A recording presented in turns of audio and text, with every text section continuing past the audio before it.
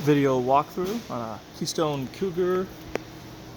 We will start in the back, work our way around. First things first, up there, the little black thing right there is you're pre-wired for a backup camera. This does not have a backup camera in it, it's just pre-wired for one. You can have one of us install it, or you guys can do it yourself. It's pretty easy to do. It does use power off the marker lights up there, so the running lights on your tow vehicle need to be on. That's what will turn those marker lights on, which will in turn turn that camera on. Right back here, this is where you like hook up all your cable and stuff. If you went somewhere that provided cable. So let's see what you guys look like in there. So you have a satellite input and a cable input. Then you have this right here, so you can open this and run all your cables through there and still be able to leave the door closed. It does have a ladder, so it is a walkable roof. I encourage you guys to go out there every once in a while to inspect the sealant on the roof and the rubber roof material itself. The roof has its own warranty, it's separate. The only way to keep your warranty on your roof is proof of regular maintenance. That involves checking your seals, spot sealing it every once in a while.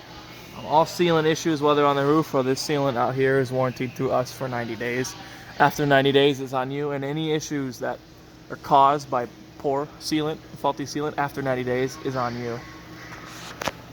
The roof, I don't know how long, not sure off the top of my head how long the actual warranty is, but like I said, the only way to keep it is proof of regular maintenance. And once a year, I definitely recommend getting what's done roof maintenance. We clean the roof and then we apply a protectant to it. I recommend doing that once a year. That counts as maintenance. Coming over here, you vent for your fridge, just for airflow. You just want to keep it clean. Make sure this stays clean. Make sure this isn't gunked up. This is for condensation. Just make sure this stays clean. Same thing with your furnace. Make sure there isn't debris or spider webs or bees nests or whatnot in there. Clean it out if you see it. Don't use compressed air on this. You'll just blow it further into the furnace. So just pick anything you see out. Keep it clean. Over here is everyone's favorite part about campers. It's your black and your gray tank. So the one on your left is your gray. So that one right there. The one on your right is your black. You just pull these to dump them. Always make sure they're closed before you take your cap off. And then I always do black tank first, then my gray tank. Let the black tank get all completely dumped. Then do the gray to kind of help flush out your sewer hose. These do not come with a sewer hose. That will have to be a separate purchase. But you can store your sewer hose in your bumper. These caps come off on both ends and you can store your sewer hose in there. This slide's not all the way open. We don't have enough room to get it all the way open, and I wanted room to walk through here. So just keep in mind, squeeze it through here. Right here are your slide seals. Every once in a while you're going to inspect them, make sure they're not dry, cracked, or rotted or anything like that.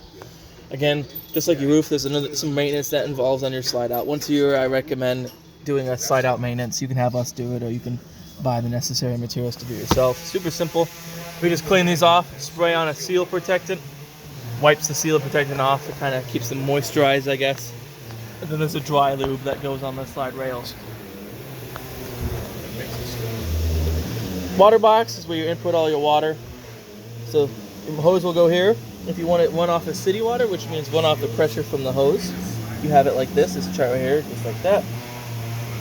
If you're going to fill your onboard fresh tank, you turn this to tank fill. And then that's going to fill that onboard tank that's on there with water. If you overflow it, it'll start squirting out of here. So keep that in mind. Use the panel on the inside to tell when it's full, not when you hear water squirt out everywhere. Definitely recommend draining it after every trip. Your drain for it is right. Let's see if I can't get back in here. Right.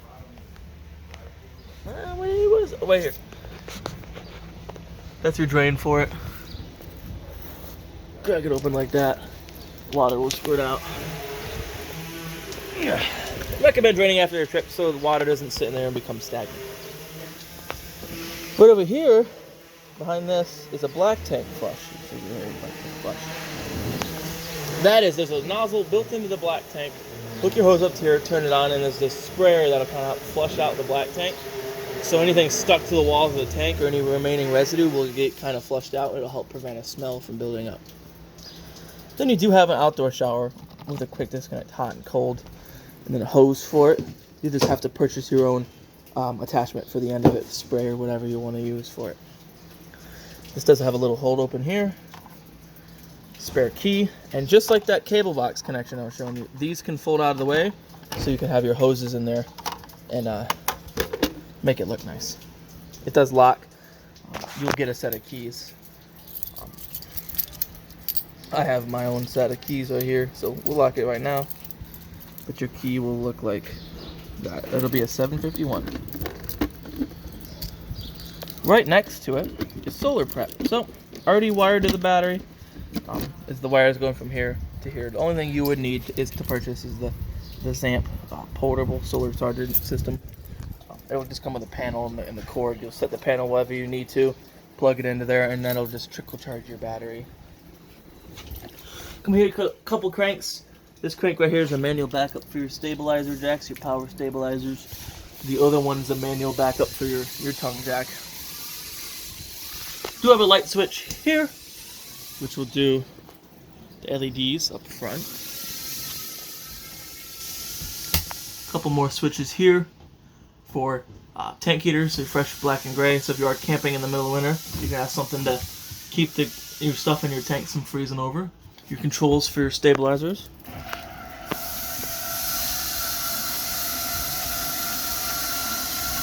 These are not levelers, they're for stabilizing.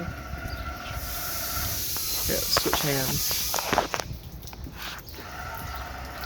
And if you want your trailer to be level, use your tongue jack to go front and back. And then you'll snug these down to the ground to get all the shake and shimmy out of everything. If you try to pick up the weight of the trailer, you're going to trip a breaker. On a self-resetting breaker, you have to wait for it to reset.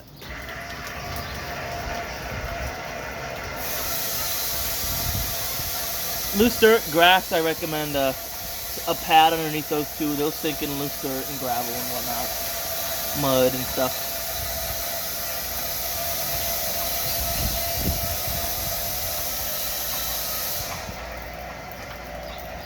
And then the back jacks work exactly the same. The switch on your left is for the front. The switch on the right is for the rears. Coming up over here. Oh, sorry. Oh, we skipped right there. This right thing right here. This is a battery disconnect. So if you do this, that's disconnecting the battery from everything. Nothing will pull voltage from the battery, as well as the charge from it being plugged in. Yes, when the camper is plugged in, it does charge the battery. If you disconnect the battery, the charge won't actually reach the battery. So, if you're storing this somewhere where you can't plug it in during its length of storage, disconnect your battery. If not, if you can plug it in between trips, keep that battery charged, leave your battery connected. In the winter, I recommend taking your battery completely out, storing it somewhere a lot warmer than being outside, garage, basement, shed. Anything's better than being sat out all winter long. Dual 30-pound cylinders, freshly filled. It's about 14.5 gallons of propane. It's about. The temperature changes depending on how hot or cold it is out, how much propane you can fit in there, but about 14.5 gallons. Get your regulator right here. You can see right there, it's pointing over here. It says supply, and it's pointing this way. It's going to pull from this tank first. You can have both tanks on, but it's only going to pull from the one it's pointing to. If this one were to get emptied, this will automatically switch to pulling from this tank. However, when it automatically switches, this does not rotate. It doesn't show you any way, in shape, or form that it has rotated sides. So keep that in mind. I always recommend just having one on, leaving the other one off. That way when it runs out of propane, you know, and you have to come out here and just turn the new one on and turn the old one off. That way it doesn't use about half this tank and you're still thinking you're running off of this one. And you use it for a couple more trips, next thing you know, you were completely out of propane and you had no idea. Last little tip, some people think if you put this in the middle like this, it's going to pull from both equally. It doesn't work that way, it's one side or the other. Then you do have a cover that goes over it. Just like that. This gray cable right here, this is a trailer breakaway. That's hooked to a box we may not be able to see. You can't really see it underneath here, but there's a pin in it. If that pin out of that box were to get pulled, should be right down in there. Yep. I'm just going to activate the brakes on the trailer. So I always inspect it here. We can even make sure you can see it. Tucked back in there, right here. This box and this plastic pin on there. I always inspect it and make sure it's still in there. That's one of the things I always inspect before trips, because if someone will accidentally, this gets snagged, accidentally pull that pin out of there, and then you start towing it with the brakes activated, it's going to be no good. The other thing I always check, and this is something I glossed over, tire pressure, 80 psi. It's printed on the tire, 80 psi, but you can also see it here. That's what you want them at. That's what they're at now. That's what we just checked them to. So 80 psi. You got tire size here if you need to order new tires. Gross vehicle weight rating, 7,200 pounds. That's not the dry weight. A lot of people get confused about that. Neither is the gross axle weight rating. That's also not the dry weight. This is your gross vehicle weight rating. So that's the most this trailer will ever weigh. The most it's rated for. So the dry weight isn't usually printed here, but you can tell you it's got a cargo carrying capacity of 1,460 pounds. So if you do that number minus this number, you get a close approximation of the dry weight of the trailer. 7-way. Hook to the back of your truck, allow trailer brakes and lights to work. Chains, when you hooked up, cross them so it creates a cradle to catch it.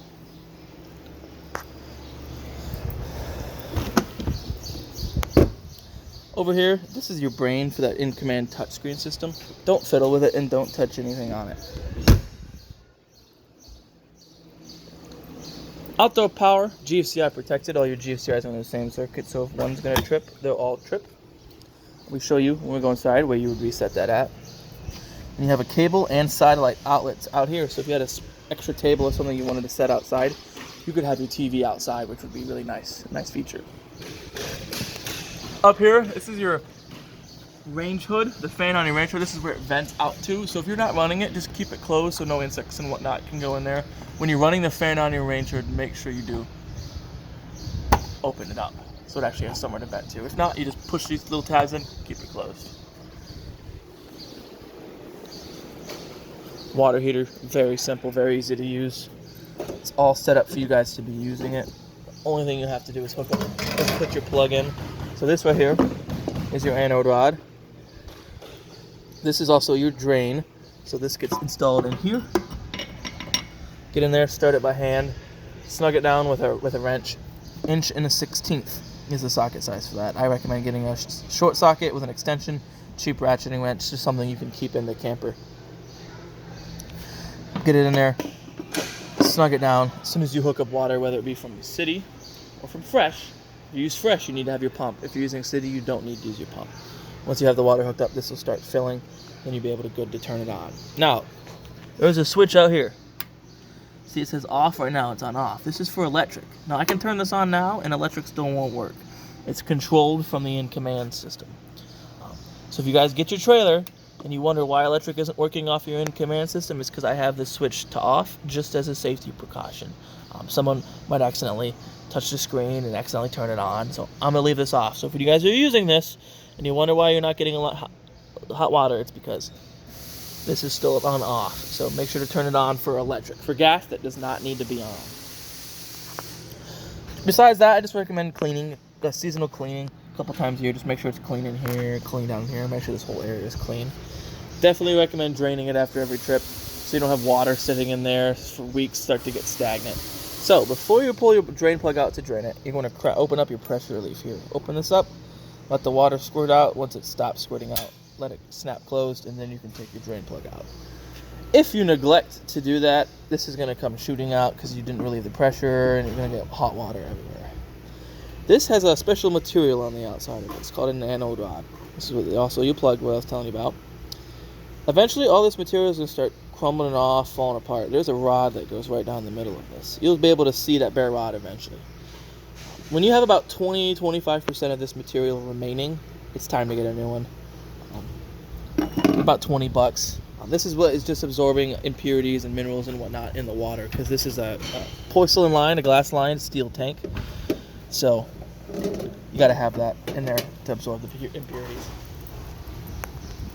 These doors, follow this chart. A lot of people try to pull straight out like this and wonder why their door doesn't open. You have to pivot down like that. So you got to pivot your wrists like that. I've had quite a customers come in and complain that they can't open their door. It's just because they're not doing it right. Steps, very easy to use. There's pins in here. You can see there's multiple holes for adjustment for height. You don't want to adjust it too high. You can also adjust the legs differently if the ground is uneven. Because if you adjust it too high, and these steps sit like that or not, or aren't flush with here, what could happen is this part right here could hit the corner of your door down here and leave a dent in the door. So just keep that in mind. So now we're going to come in to the most fun part about everything. This is that InCommand touchscreen I was showing you about. So right now you have a passcode. It's all going to be zeros. If you desire to change that, go to settings, go to passcode, type in the current passcode, type in what you want, it'll ask you what you want to do, and then type in your new passcode. You can do all kinds of stuff. You can Bluetooth your phone to this and do everything off your phone. You'd have to get the InCommand app. HVAC, so you can, it's only set for rear AC because it can only have a rear AC. Mode, so fan, that's just going to allow the fan on the AC to operate. High or low, that's the fan speed. Cool, then you have fan auto, high, low and high. I recommend auto. Auto is going to allow the compressor on your AC to cycle on and off to help prevent it from overrunning and freezing up. You have your temp zone temp right here, so 55 is what I have it set to. It's in 70 degrees in here. Once it hits 55 in here, which it probably won't likely will because it's not that hot out today. Let's say I had it set to 65. Once it hits 65, you hear the compressor will cycle off and cycle back on and off to help kind of regulate that. If you just had it on high or low, once the AC reaches 65, it won't shut off. It'll continue to run. Eventually the coils will freeze up and there's a sensor that'll tell the AC to shut off, and you'll have to wait for the AC to thaw out to run it again. So I always recommend anything that has an auto setting, run it on auto. You can also schedule start and stop times for your AC too. So I gotta go back in here, tap it again. Now you're on heat. Your only source is gas. Fan speed auto, high, low again. I just leave it on auto. Your furnace won't start right now because it's set to a lower temperature than it is because it's on auto. So you just raise it to whatever temperature you want. Let's say it's 30 degrees out and you guys are crazy and want to go camping. You can have it set to like 80. Furnace will run. It does go as high as 90 though. But I think the neat feature about this is you can have it set to, let's say, 68 degrees and you turn this to auto. So now it recognizes that you have it set to it's colder than the current temperature, so it's going to run the AC. But let's say the AC runs, is regulating it at 68 degrees during the day, but that night it drops to 40 degrees. This will automatically turn the furnace on to bring the temperature to 70 degrees. So it'll know what to run based on what you have it set to. Lights, you can do bedroom light, which are those two lights in the bedroom. And then living room lights, which are these two here. And then awning lights, which have those lights on the edge of your awning right here. And then, speaking of awnings, we'll do awning right now. Awning out. Dinette slide, that'll be this one. Remember I said we weren't able to open it all the way, so it can go open another two feet. Your awning does not stop automatically when it reaches its outward position. That's something you'll have to let go of the button to, when it's out. I'll show you what it looks like when it's out. It's also not a hit button and let it. You have to hold the button. When you see that bare metal tube and that flap is pretty vertical, you're all the way out. They are adjustable both sides. Right here where it says pull down to adjust pitch. So you can pitch the awning if it's raining to have water run off to the corner, or if you kind of got the sun in your eyes and you need to adjust it to get the sun out of your eyes. If it's pouring down rain, to roll it in. You don't want the wind to rip it away. You can roll it in if you're in a hurry. With these adjusted, it'll kind of self-correct, but I always try to put them back in the original position. You have a panel right here so you can control your awning from the outside. To do that, the first thing you have to do is, you see this little unlock symbol? It's kind of hard to see. Push and hold that till that light turns on. Then you can control your awning from out here. You might find yourself wanting to hold it like this when you're operating it. That's fine when you're opening it, but when you're closing it, you might close it on your hand. So last minute, move it out of the way. You can control your lights from out here too. Just a neat thing, not neat, but kind of a pointer. If you have these lights turned on from this, and you go into the InCommand system, it'll register as they're off. And then if you try to turn them on from the InCommand system, they're actually turned off. Like having a light in your house controlled by 2 switches. Just like that. So hit it, turn it off again. This is pre-wired for a wind sensor. It does not actually have a wind sensor. That's a separate thing that gets purchased and installed on the arms. All the wind sensor will do is, if it gets really windy, it'll roll the awning in by itself. The only reason I don't like wind sensors personally is if you shake the camper enough, or if you're moving around, someone actually bumps your awning arm, it's gonna think it's a gust of wind and it's gonna roll itself in.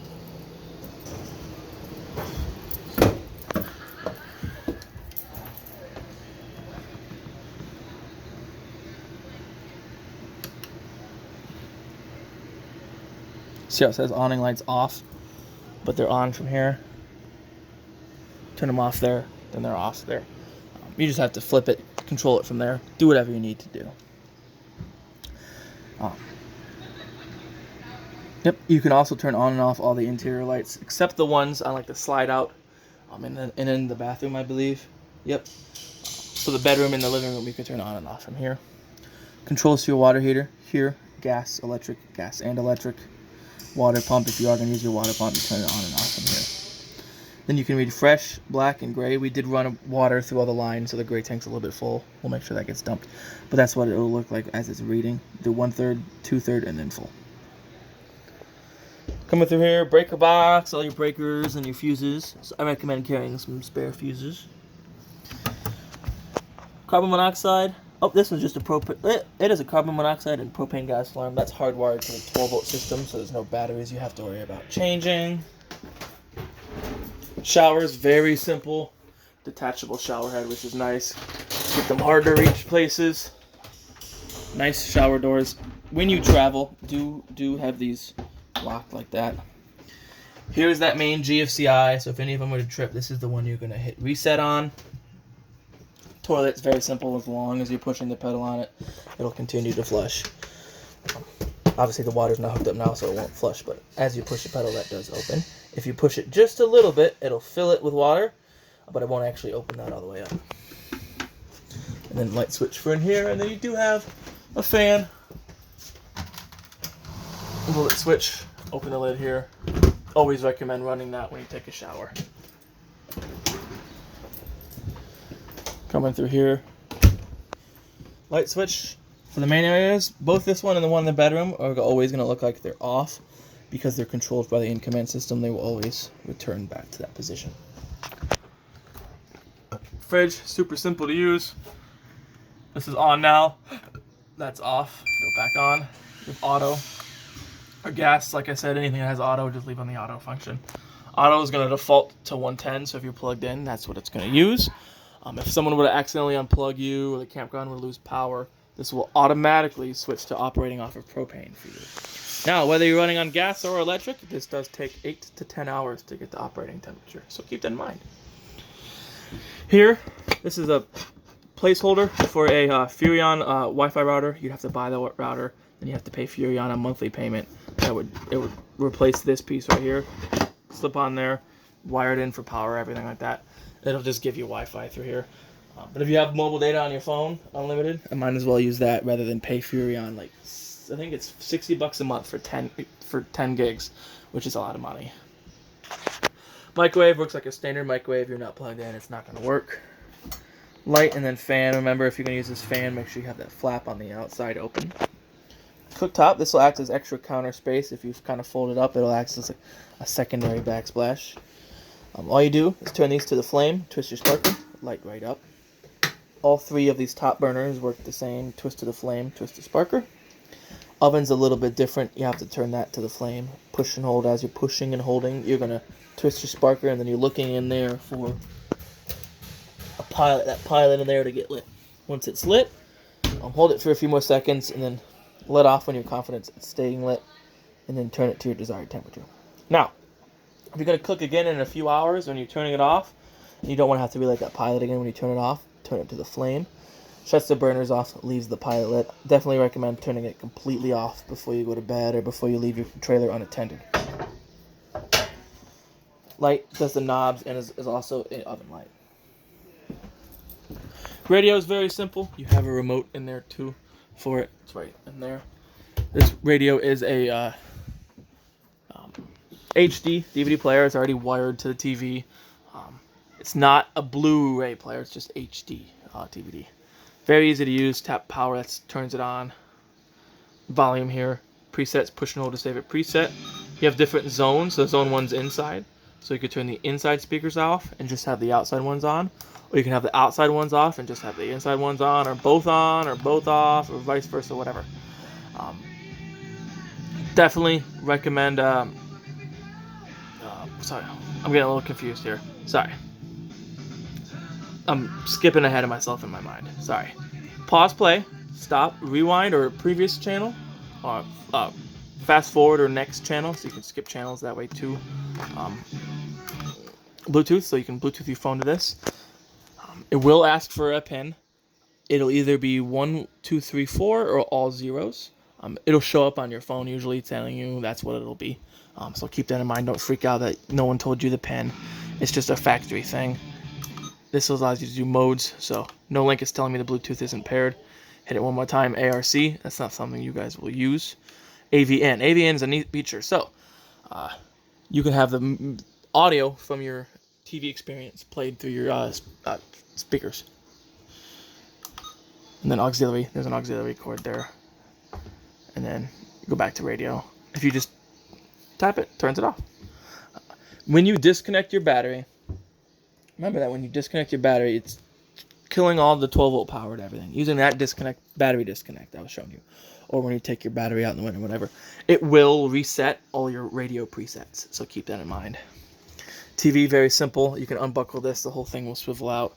Then you have a remote in there. Emergency exit, one on either side. Very simple to use. Lift up, push out. You can use it as a normal window. If it was an emergency, you'd push this all the way through, grab the screen, pull it off, and then dive out the window. Plenty of storage around the bed. Here's that other switch, the one with the blue light on it for the bedroom lights. Of outlet on either side, and USB ports on either side. Another vent here, no fan, just a vent. And then you do have storage on struts, which is nice, so you don't have to hold the bed up. Storage underneath your bed.